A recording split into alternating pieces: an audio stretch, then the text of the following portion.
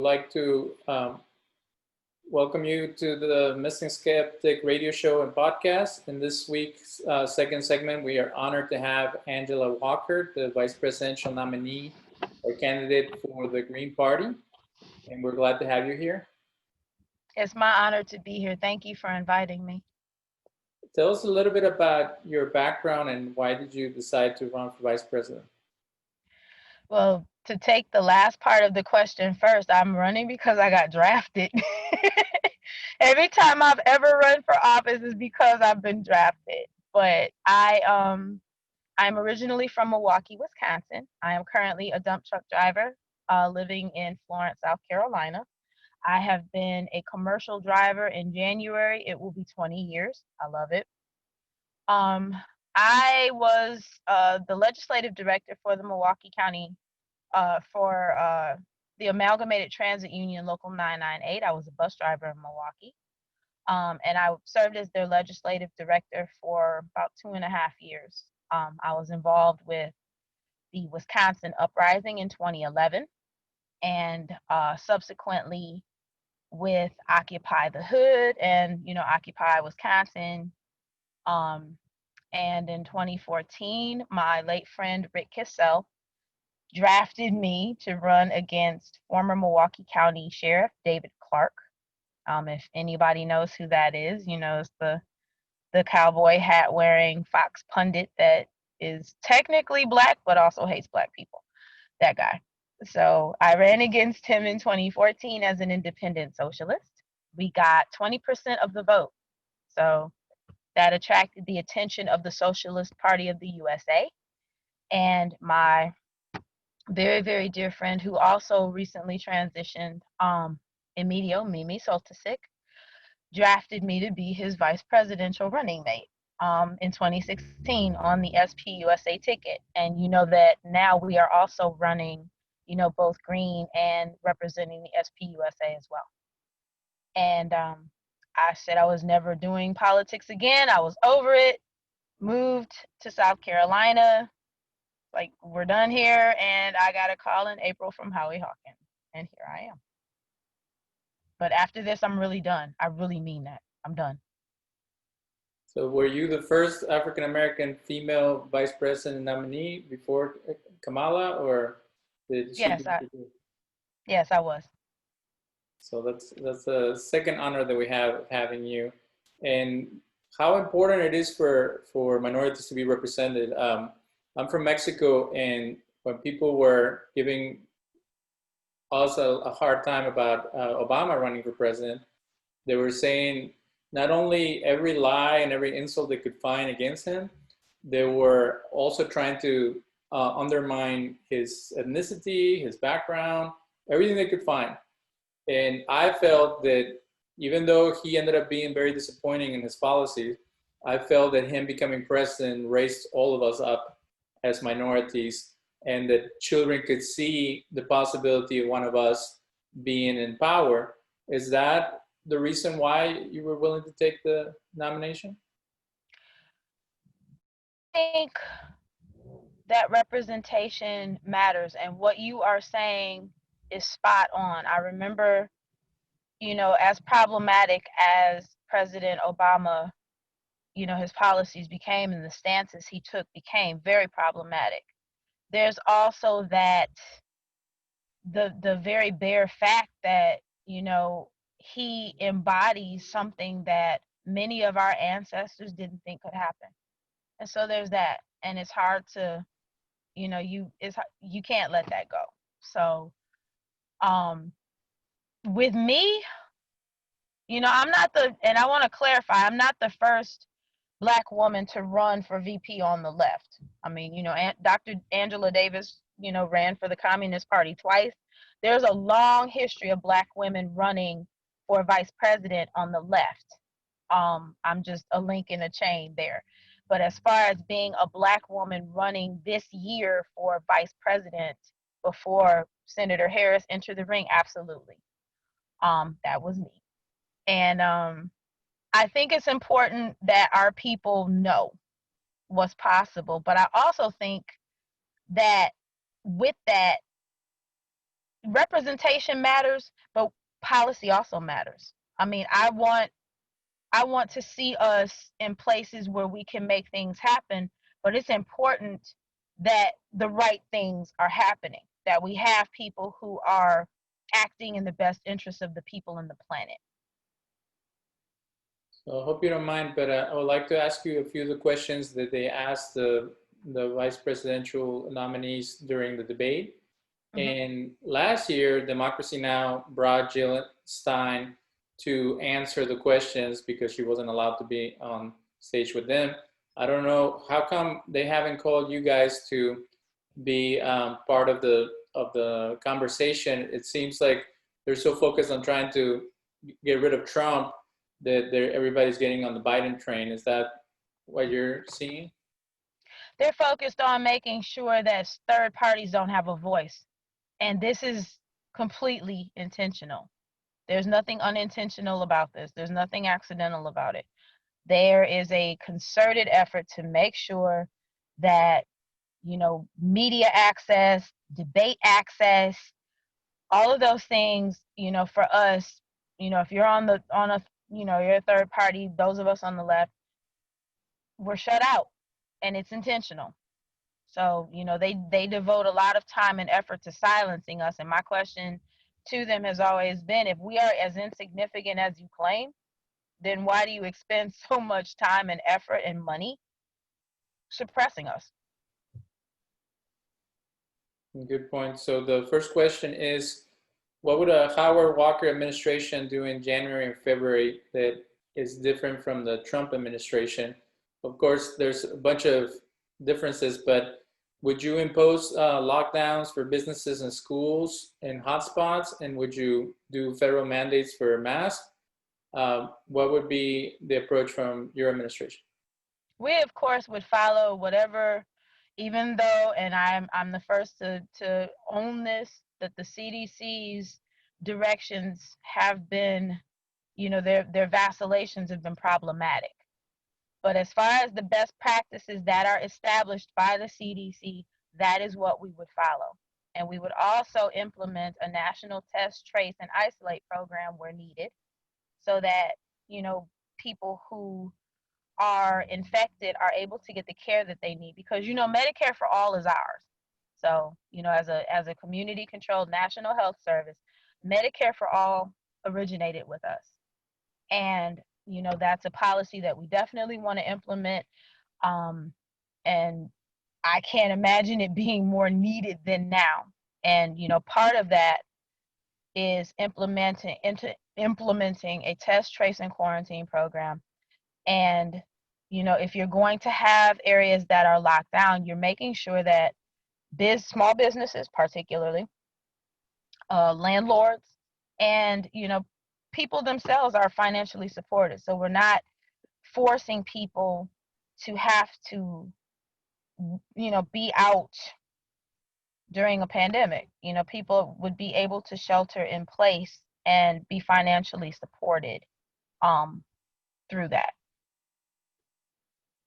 I used to be in a very progressive town in Tennessee, and you see some of the same things as you hear from right wingers or libertarians when it comes down to being anti-government or anti-mandates or whatever. So a lot of the same misinformation about you don't need to wear a mask, you don't need to take a vaccine, it's all government control and manipulation.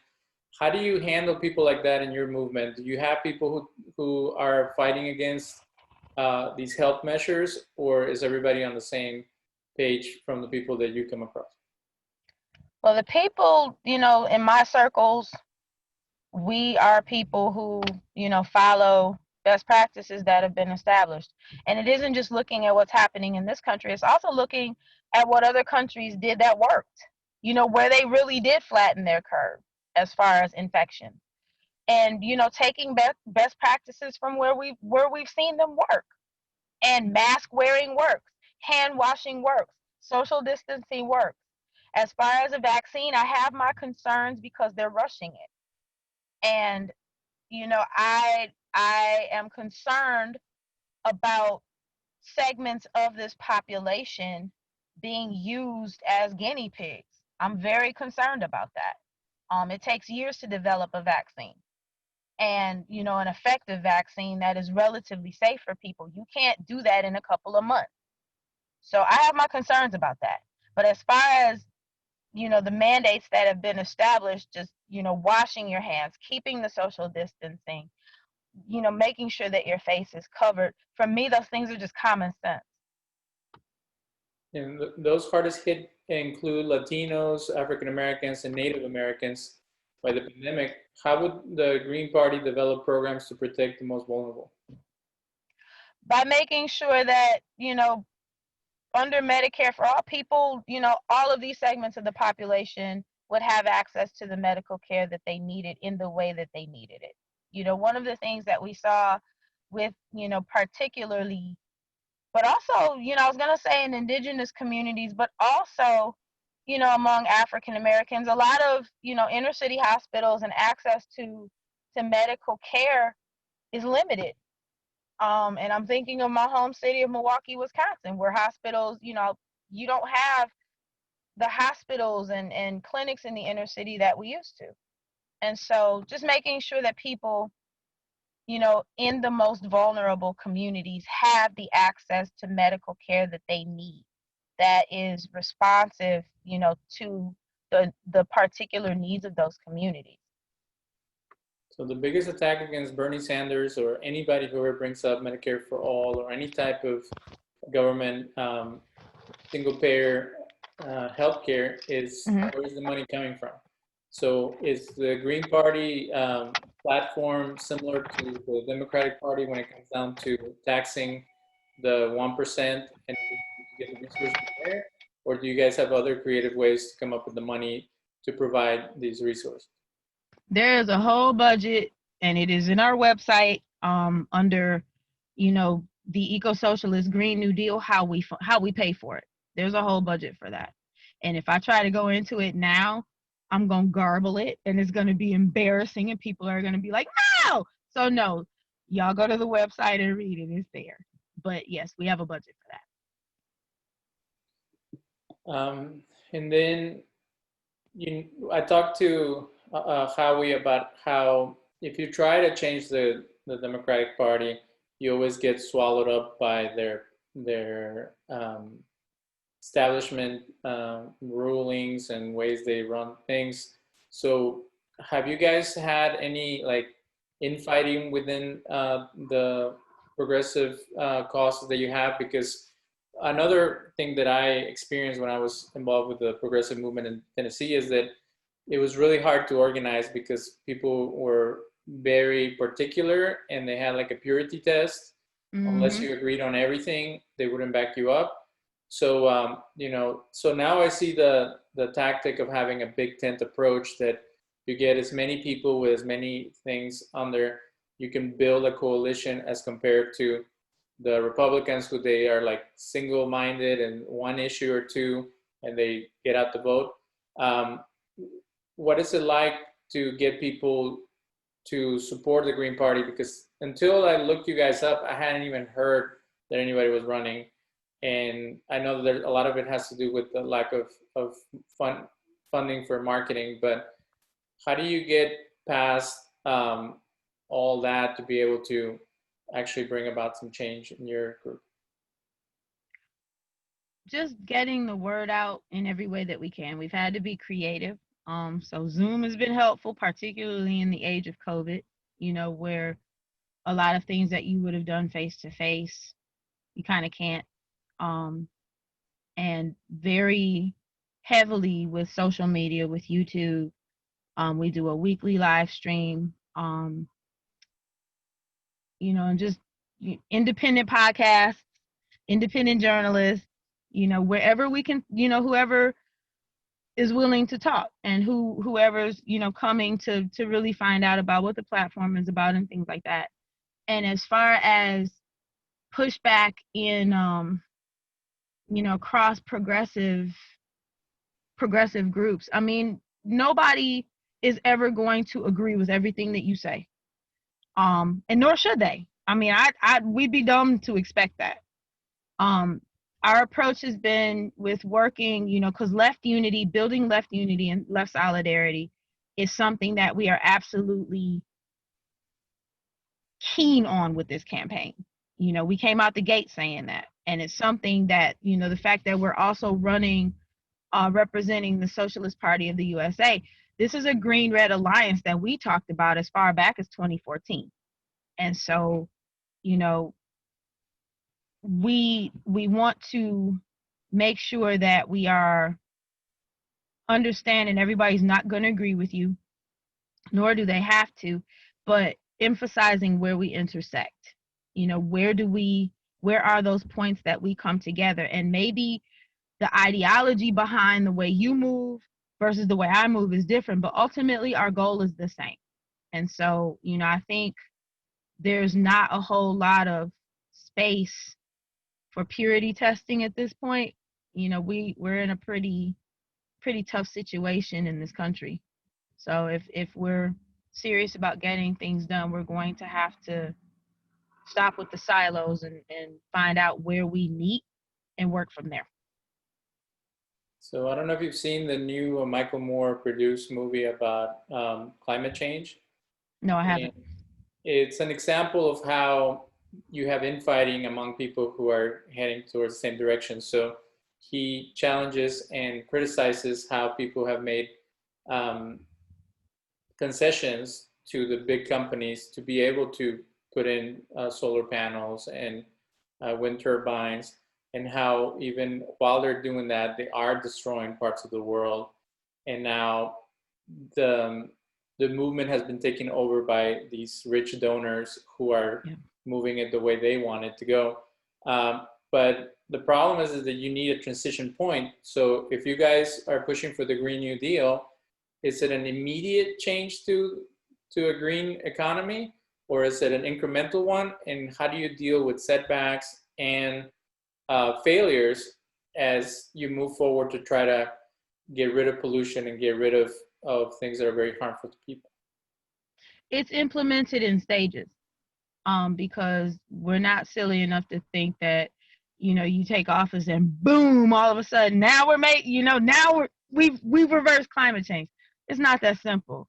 I mean, this thing, climate change did not become what it is overnight, and we're not going to fix it overnight. So no one is crazy enough to expect that, even though I might be crazy enough to want it. But we would have to, it would be working with people. I mean, working through those disagreements. And, perhaps, maybe if one way doesn't work, then you find something else. I mean, ultimately you don't give up on it just because people disagree on methodology or, the way that they would do it or things like that.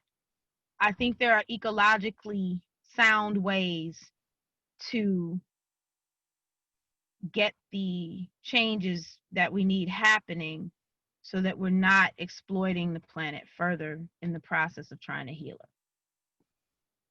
it. Another issue is foreign intervention. So I see a lot of people going libertarian because they want us to stop being involved in other people's fights. And they feel that no matter what America does, they always end up being the bad guy. What is the Green Party's view on supporting other countries? Or is it first fix this country and the people here, the taxpayers, and then do humanitarian outreach in other countries? Try to build bridges. Part of fixing this country is definitely related to making amends for the harm that we've caused in other countries. I mean, the United States has a lot of blood on its hands internationally. It has been involved in a lot of, displacement of people and meddling in other governments and the extraction of resources in other countries. And we need to be honest about that. We have a lot of amends to make. And so in order, I think that a big part of healing this country and moving this country forward is completely redoing how we do foreign policy and ending this policy of domination, of, you know, I'm going to take what you have and you're not going to do anything about it, of you know, extraction, and changing the way that we do this, moving cooperatively with other countries, sharing resources, um, things like that, you know, bringing diplomacy and a spirit of cooperation into the way that we interact with other countries, which is not how this country has ever moved in the world at all. And so, you know, we need to take a humanitarian stance. I would argue that, you know, in healing the way that we move in the world, we can make reparations here as well, you know, address the problems that we're having at home. Because a lot of what we export as far as violence, we're seeing here in our own streets, and we've been seeing it forever. So I've been talking to my religious friends about their obsession with the pro-life movement and the pro-life tactics, and it always goes back to, what about taking care of the children that are already here, and what about building programs to assist single parents and small families? And no one ever wants to talk about that. And there's money for everything except that. So what is an approach that pro-lifers can see within the Green Party to look at the bigger picture, as compared to just being worried about, you know, we're going to stop abortion altogether and we're going to make sure that doesn't happen, without thinking about the consequences and the issues that it creates to have orphan children or children that are not wanted, and how it impacts society. Is there something that the Green Party can a way that they can reach out to think in bigger terms on people that are worried about that specific issue? well, for me, being pro-life means being pro-life, like, you know, supporting families, you know, making sure that reproductive choice is available to all people, making sure that, you know, children who are born in this country have all of the social, you know, the wraparound services that they and their families need to thrive. That's being pro-life. You know, forcing someone who is pregnant to, you know, carry a baby, and then not being concerned what happens after that child is born, is not pro-life. Um, there's a, you know, our stance as a party and our stance as a platform or a campaign is, you know, create a society where children are welcome. Children are, you know, the conditions, material conditions are such that families have the supports that they need. Should they, you know, for people who choose to have children, those children are supported. That includes, like I said, Medicare for all. That includes a living wage for all workers. That includes a guaranteed income above poverty for everyone. That includes safe and healthy housing for everyone. That includes free public education from pre-K through college for everyone.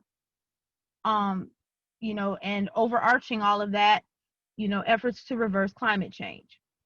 And so you know, for me, if you're pro-life, truly pro-life, then you are interested in making sure that children have the supports that they need in this country to thrive, and that, you know, people who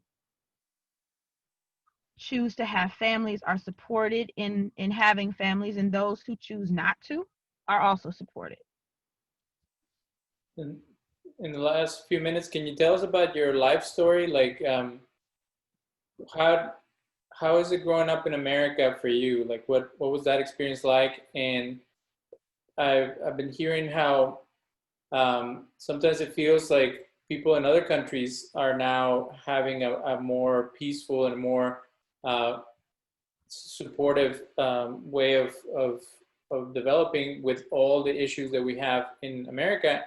And my biggest pet peeve with the conservative movement is that they want to blame it on people. That if someone struggles, well, that must be on them, and that's it. And instead of looking at all the social issues and the things that hold you down, did you feel that you had the resource for you to thrive?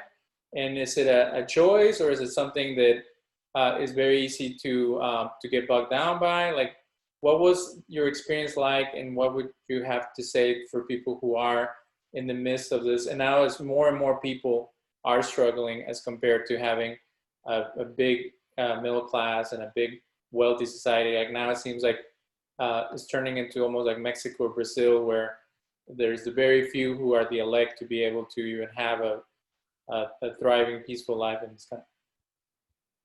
I grew up very poor, and it's one thing to be poor, and it's one thing to know that you're poor.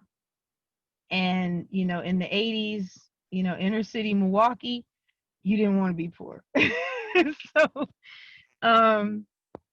there was a lot of shame around being poor, and not understanding that, you know, there are, because you do, like you just mentioned, you do internalize it.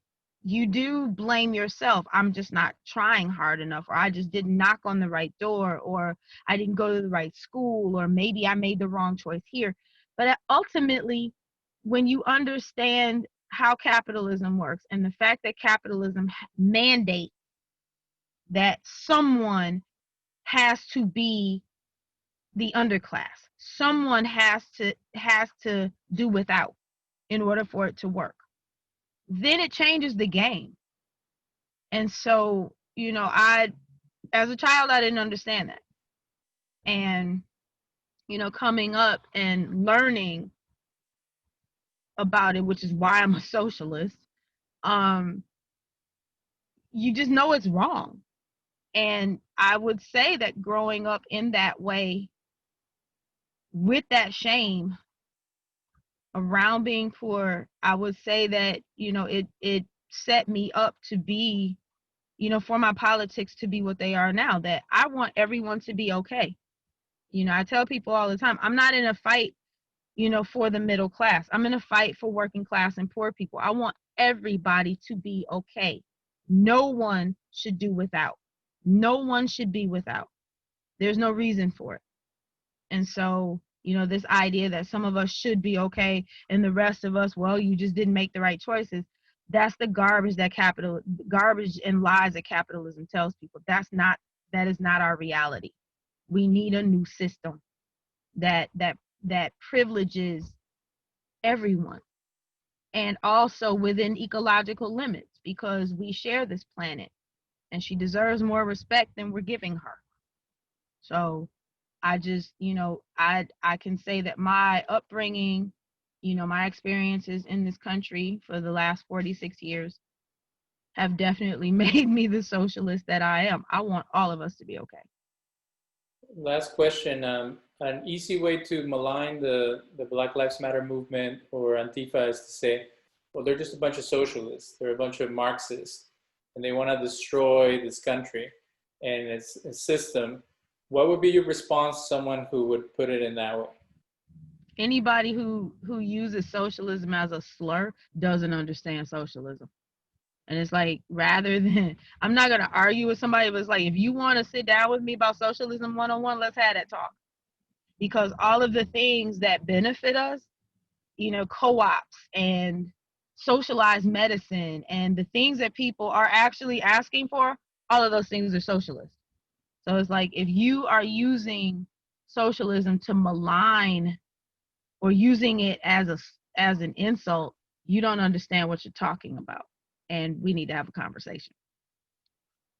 Okay. Well, we hope to have you on the show sometime in the future. I hope that you guys get your 5% and that you're able to pull the big parties and the political system towards a more green and I see the importance of different perspectives, because if you get caught in capitalism or any other type of perspective and you think you're the only one that has the truth and everybody else is wrong, then it's not a functioning society. It's like they say, well, Trump is not a racist because he has a couple of black friends. And it's like, that agree with him. He doesn't have friends that don't agree with him and who are willing to challenge him. So when you said that you ran against another African American who, the way that he portrays himself is self-hating, I totally understand that because it happens in the Latino community. It happens in every community where you have people who are so assimilated into the system that they think that that's the way to go. And if you're different, you're a zero. You have no voice. And that, to me, that's not democracy. Democracy is having multiple views and finding what works for everyone and how can we work together to move forward. And now it's turning into quenching the opponent and even destroying the opponent, and that's what the way that this country should go, and that's very disturbing for me. Well, it's what this country has always done, and I think maybe now with the fact that COVID has caused so much suffering and brought suffering to quarters of the population that did not have to think about a lot of inequalities before. Now they're seeing it. So I'm thinking that there is a shift happening away from that mindset of winner take all, and it's one or the other, and there's only room for one truth. I think people are moving away from that, and I'm not known for my optimism, but I am being optimistic that shift is happening. Thank you so much. We need optimism, and we're glad to have you share that with us. Thank you. And I promise you, the next time I talk to y'all, I will not be in my car. Okay. Thank you for your work. And you're a first responder in a sense by being out there in this very difficult time. So be careful, and thank you again for being with us. Thank you so much for having me on. I really appreciate it. Take care. You too.